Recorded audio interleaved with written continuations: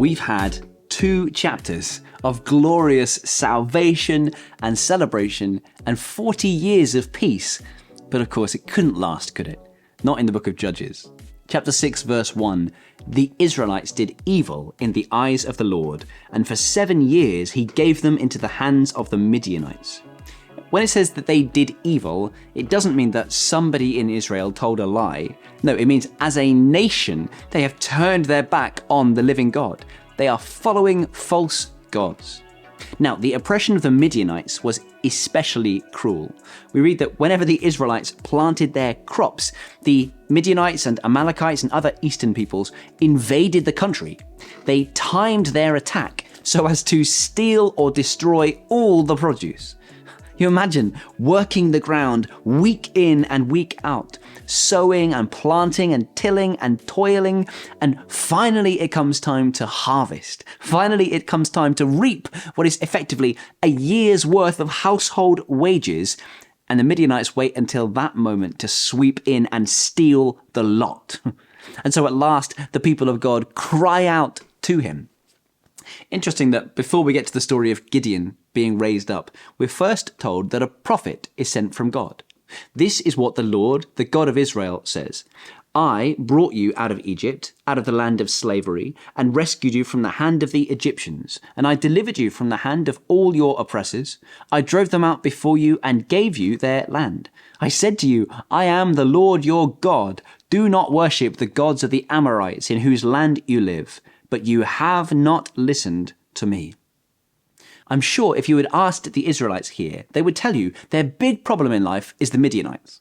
But God says, no, your big problem is your own sin. That is what you ultimately need to be delivered from here.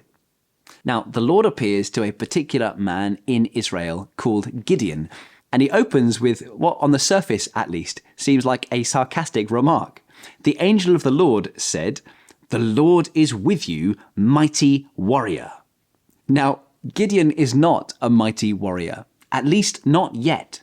In fact, when the angel appears to him, he is threshing his wheat in a winepress. A winepress is set down low. He's hiding from the Midianites here. And when he complains about the Midianites and God's apparent lack of response, God says, well, you go and save them then.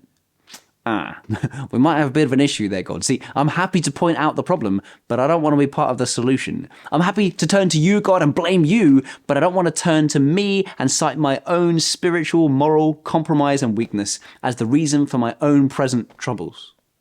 No, pardon me, my lord, Gideon replied, but how can I save Israel? My clan is the weakest in Manasseh, and I am the weakest in my family. Great. Now that is a great starting point. Before we can cast ourselves upon God and draw upon his strength, we've got to first recognize our own weakness.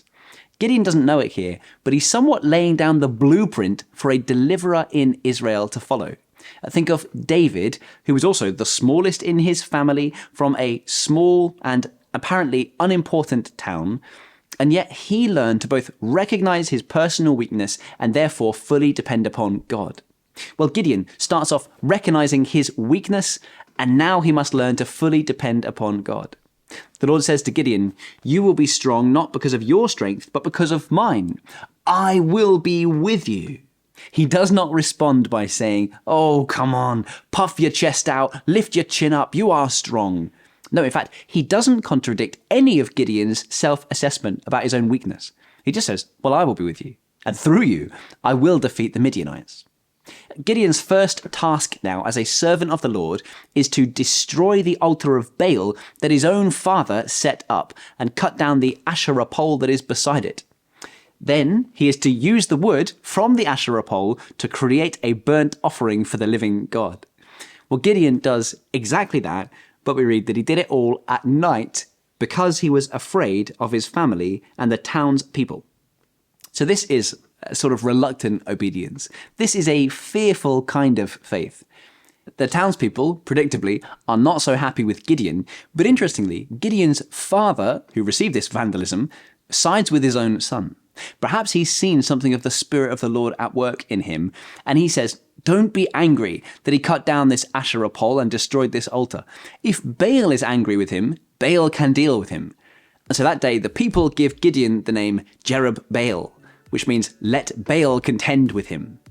Now, we're going to see Gideon's story develop over the next few days.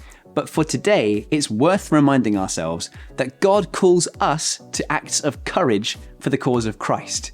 And our motivation cannot be because we think we are powerful. And our motivation cannot be because we think the task is easy or the enemy is weak. No, we ought to have a healthy appreciation for the magnitude of what God has put before us. We ought to have an accurate understanding of our own weakness, but we ought to have a big view of God. Because however mighty we think him to be, he is in fact infinitely greater still. And so we can do whatever Christ has called us to because he has promised to be with us. I can do all things, yet not I, but through Christ in me.